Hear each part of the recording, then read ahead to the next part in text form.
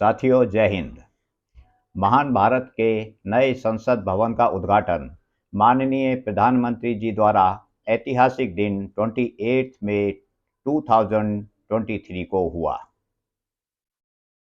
इस अवसर पर स्वाभाविक रूप से सुनने को मिले संविधान से जुड़े कुछ प्रश्न।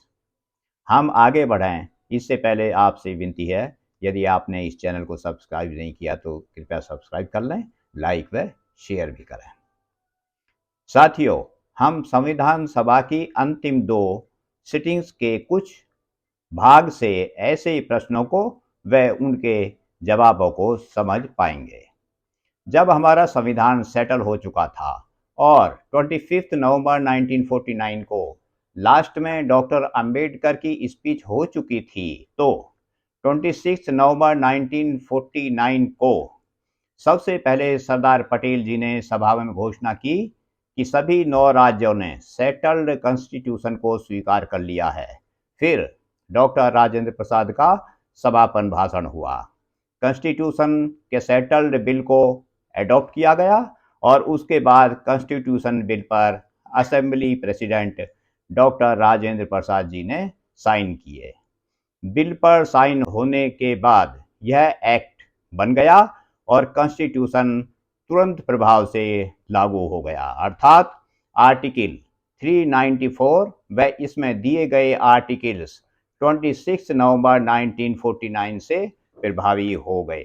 इसके बाद 26 जनवरी 1950 से पहले अन्य सिटिंग बुलाने का अधिकार प्रेसिडेंट असेंबली को देकर हाउस साइने डाइन एडजन हो गया और एक विशेष इवेंट 26 नवंबर 1949 को देखने को और मिली, जब डॉक्टर राजेंद्र प्रसाद जी ने सभी सदस्यों के पास जाकर हाथ मिलाने की इच्छा प्रकट की, जिस पर पंडित नेहरू के कहने पर कि हम 1 बाय 1 आपके ही पास आएंगे और इस तरह हाथ मिलाने की विशिष्ट इवेंट के साथ उस दिन की बैठक सम्मान सहित संपन्न हुई।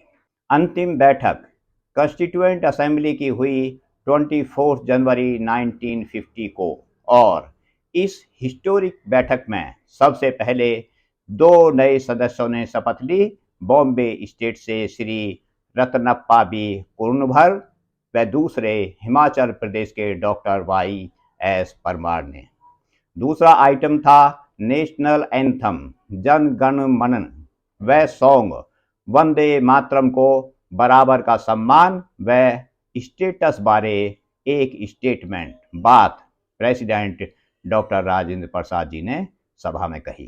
तीसरा आइटम था नए मेंबर्स के इलेक्शंस, हैदराबाद के रिप्रेजेंटेटिव का असेंबली में न आना, women and scheduled caste reservation जैसे मैटर्स फॉर्मली तौर पर उठे, जिनका यथा उचित जवाब दिया चेयर ने। 5वां विशेष कार्य था आजाद भारत के प्रथम राष्ट्रपति के चुनाव की घोषणा, जिसके बारे returning officer and secretary constituent assembly Shri HVR Iyengar ने सभा में सभी सदस्यों को इन्फॉर्म किया कि सिर्फ एक नॉमिनेशन पेपर ही आया है, जिसे पंडित नेहरू ने प्रपोज किया है तथा सरदार पटेल ने सेकंड किया है। इसलिए राष्ट्रपति के चुनाव के नियमों के नियम 8 के उपनियम 1 के अंतर्गत मैं डॉक्टर राजेंद्र प्रसाद को भारत के राष्ट्रपति के ऑफिस के लिए इलेक्टेड घोषित करता हूं। तब पंडित नेहरू जी, सरदार पटेल सहित विभिन्न सदस्यों ने डॉक्टर राजेंद्र प्रसाद जी को मुबारकबाद दी।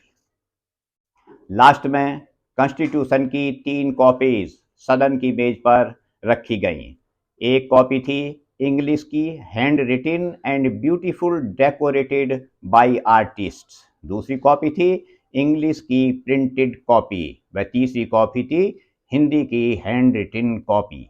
यहाँ यह बताना उचित होगा कि हिंदी की कॉपी को ट्रांसलेट किया गया था श्री घनश्याम सिंह गुप्ता जी के नेतृत्व में, जिन्होंने प्रेजेंट किया था डॉक्टर राजेंद्र प्रसाद जी को और फिर उसको सर्टिफाई डॉक्टर राजेंद्र प्रसाद ने साइन करके किया।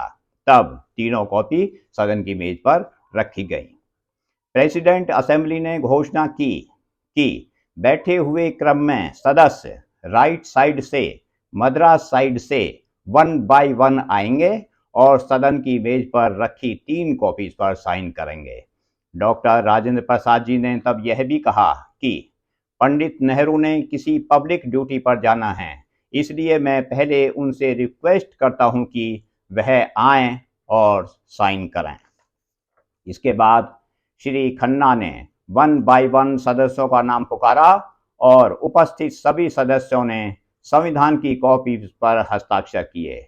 इसके बाद डॉक्टर राजेंद्र प्रसाद जी ने सबसे ऊपर संविधान की कॉपीज पर अपने हस्ताक्षर किए और सबसे नीचे सिग्नेचर देखने को मिलते हैं श्री फिरोज गांधी जी के।